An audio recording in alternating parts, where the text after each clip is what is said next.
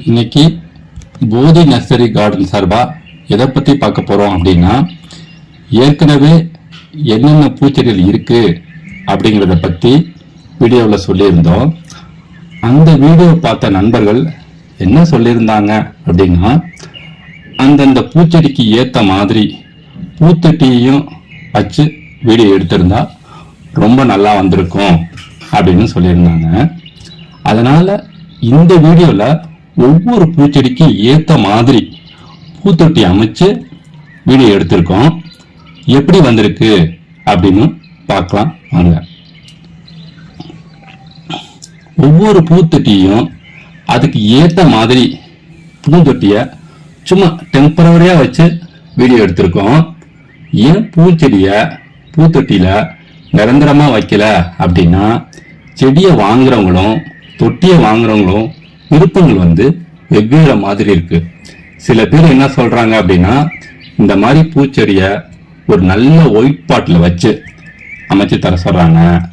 ஆனா சில பேருடைய விருப்பங்கள் எப்படி இருக்கு அப்படின்னா, ஒயிட் பாட்ல வச்சா அது நாளாக நாளாக செம்மண் பட்டு கலர் மாறுவதற்கு வாய்ப்பு இருக்கு.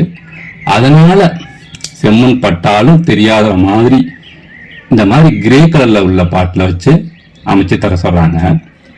கிரே கலர் இருந்தாலும் அதுலேயும் விருப்பங்கள் வேற மாதிரி இருக்கு. சில பேர் பாட்டு வாங்குறப்ப வெர்டிகல் டைப்பா இருக்கணும், சில பேர் ஹரிஜான்டல் டைப்பா இருக்கணும் அப்படின்னு வாங்குறாங்க. அதுலயும் மாடல் வேற வேற மாதிரி இருக்கு. அதனால கஸ்டமர் விருப்பத்துக்கு ஏற்றார் போல பூச்செடியை வச்சு அமைச்சு தரோம். பெரிய பெரிய மரங்கள்லாம் கூட அதுக்கு தகுந்தாப்புல பூந்தொட்டிலேயே அமைச்சு தரோம். அதே சமயத்துல அவுட்டோர் பிளான்ட், அதாவது பாத்தீங்கன்னா நல்ல வெயிலையும் மழையிலையும் தாங்குற மாதிரி பூந்தொட்டியை கூட அமைச்சு கொடுத்துட்டு இருக்கோம். ஒவ்வொரு பூச்செடிக்கு சைஸுக்கு தகுந்த மாதிரி பூந்தொட்டிகள் இருக்கு. சில பேர் ஃபைபர் பாட்டை தான் விரும்பி வாங்குறாங்க. சில பேர் நீங்க பாக்குற மாதிரி செராமிக் பாட்டுல பூச்செட்டியை அமைச்சு தர சொல்றாங்க. செராமிக் பாட்டு எத்தனை வருஷம் ஆனாலும், எவ்வளவு மழை வெயில இருந்தாலும் எப்படி வாங்கினோமோ அப்படியே இருக்கும்.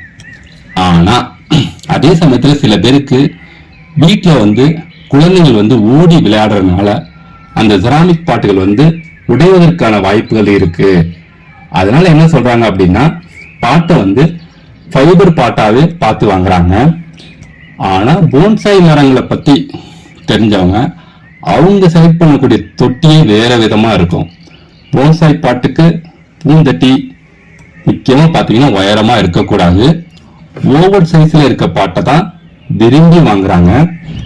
கருப்பு கலருக்கு அதிக முக்கியத்துவம் கொடுக்கறாங்க.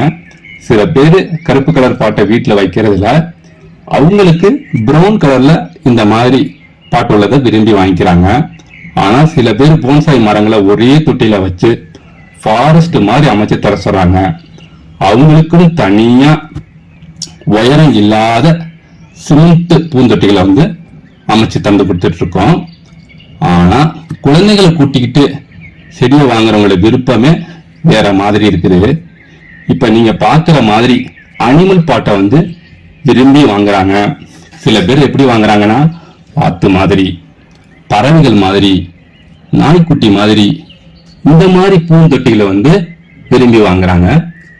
அதே சமயத்துல இதே மாதிரி சிலைகளா உள்ளதை கூட அமைச்சு தர சொல்றாங்க. இந்த மாதிரி பூந்தொட்டிகள் வாத்து மாதிரி சிலைகள் மாதிரி இருக்கிறத நாங்க நினைக்கிறப்ப, நாங்க சிறு வயசுல வளர்க்காத பிராணிகளே இல்ல. இந்த மாதிரி பறவைகள், வண்ண மீன்கள், நாய்க்குட்டிகள் கூட வளர்த்தோம். ஆனா அதெல்லாம் இன்னைக்கு எங்க கிட்ட இல்ல. நாங்க சிறு வயசுலயே இருக்கிறப்ப அதெல்லாம் இறந்து போயிடுச்சு அப்படின்னு சொன்னாங்க. இறந்தது அப்படிங்கிறதுக்கான அர்த்தம் எங்களுக்கு அப்ப தெரியல.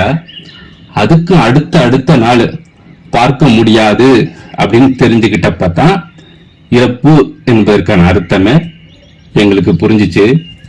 வளர்க்கும் போது எந்த அளவுக்கு சந்தோஷமா இருந்துச்சோ, அவைகள் இறக்கும் போது அதை விட பல மடங்கு எங்களுக்கு துயரமா இருந்துச்சு. ஆனா நாங்க வளர்த்த செடிகளும் மரங்களும் பல வருடங்கள் ஆகியும் இன்னும் செழிப்பமாவே இருக்கு. இந்த பூந்தோட்டத்தெல்லாம் கூட எப்படி அமைக்கிறது அப்படின்னு பல நியூஸ் பேப்பர்ல சொல்லி இருக்கிறோம்.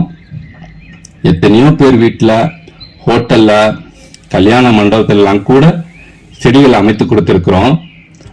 அந்த மாதிரி இடங்களை சில சமயம் கடந்து போகும்போது நாங்க வச்ச மரங்களும் செழியும் செழிப்பமாக இருக்கும். அதை பார்க்கும்போது அந்த சந்தோஷத்துக்கு ஈடு எதுவுமே ஆகாது. எப்பயோ வச்ச செடி அதை பார்க்கும்போது எப்படி சந்தோஷமா இருக்கும் அப்படின்னு சில பேர் கூட நினைக்கலாம். உங்களுக்கு புரியுற மாதிரி சொன்னா, நிறைய பேரு பழைய வீட்டை வித்துட்டு புதிய வீட்டுக்கு மாறி வருவாங்க. புது வீட்டுல எவ்வளவுதான் சௌகரியங்கள் இருந்தாலும் கூட பல வருடங்களுக்கு முன்பு இருந்த பழைய வீட்டை கடந்து போகும்போது நம்மளே அறியாமலே வளரக்கூடிய சந்தோஷத்துக்கு ஈடு எதுவும் ஆகாது. அதே மாதிரிதான் பல வருடங்களுக்கு முன்னாடி வச்ச செடிகளையும் மரங்களையும் நாங்கள் கடந்து போகும்போது அந்த சந்தோஷத்துக்கு ஈடு எதுவும் ஆகாது. பல வருடங்கள் வாழக்கூடிய இந்த போன்சாய் மரங்களை பற்றி கூட பேப்பர்ல சொல்லி இருக்கிறோம். 30 வருஷம் ஆனாலும் கூட இந்த மரங்கள் அப்படியே செழிப்பமா இருக்கு. எங்களை பொறுத்த வரைக்கும் செடியை எப்படி வளர்க்கணும் அப்படிங்கிற ஆர்வத்தை எல்லாருக்கும் ஏற்படுத்தணும். செடியை இறக்காம வளர்க்க கற்றுக் கொடுத்தாலே அதுக்கான ஆர்வம் தானா வர ஆரம்பிச்சிடும்.